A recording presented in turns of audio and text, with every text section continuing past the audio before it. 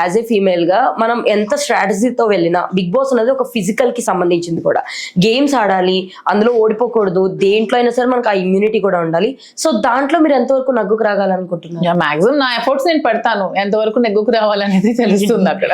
Okay, అంటే ఇప్పుడు సంజన గారు కూడా సేమ్ ఇట్లానే 5 months బేబీని పెట్టొచ్చారు. సో ఆవిడకి కొంచెం టఫ్ అవుతుంది physical. Compare to men, women కి ఎప్పుడు కూడా ఫిజికల్ టాస్క్ అనేవి టఫే.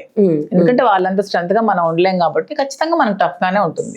సో రీసెంట్ గా మనం బిగ్ బాస్ గురించి మాట్లాడుకుంటుండే కూడా, బయటకు వచ్చిన వాళ్ళు కూడా రిలేషన్స్ మెయింటైన్ చేస్తేనే బిగ్ బాస్ లో ఉండగలం, లేకపోతే కష్టం అవుతుంది, వాళ్ళే మన ఎలిమినేట్ చేసి బయటికి నామినేట్ చేసి పంపిస్తారు.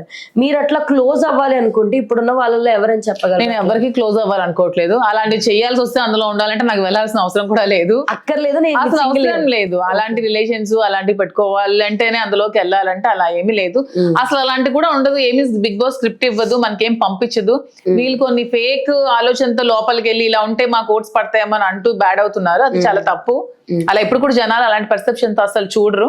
మనం ఎలా ఉన్నది అనేది చూస్తారు, మనం ఎలా గేమ్ ఆడుతున్నాం, మన ప్లాన్ ఏంటి, మన స్ట్రాటజీ చూస్తారు. అంతేగాని రిలేషన్స్ పెట్టుకుంటే ఓట్లేస్తారు అనేది అసలు కంప్లీట్ గా ఇట్స్ ఎ ఫేక్ మిత్. అసలు అది ఒక అబద్ధం, అది ఆ స్ట్రాటజీ. ఎందుకంటే ఇప్పుడు నేను సెలెక్ట్ అయినప్పుడు నాకు ఏవి చెప్పలేదు, ఏ స్క్రిప్ట్ ఉండదు. మీరు వెళ్ళి మీ గేమ్ మీరు ఆడండి, మీరు మీలా ఉండండి అని చెప్తారే తప్పితే అసలు స్క్రిప్టెడ్ అనేది లేదు. సో అక్కడికి వెళ్ళి వీళ్ళు ఇలా పెట్టుకుని ఇలా చేసి వాళ్ళు ఏం స్ట్రాటజీ ప్లాన్ చేస్తారంటే ఇలా ఉంటే మాకు ఓట్స్ పడతాయని ఆలోచనతో ఉన్నారా వాళ్ళు? అది తప్పు కదా అలాంటి ఆలోచన. అవును.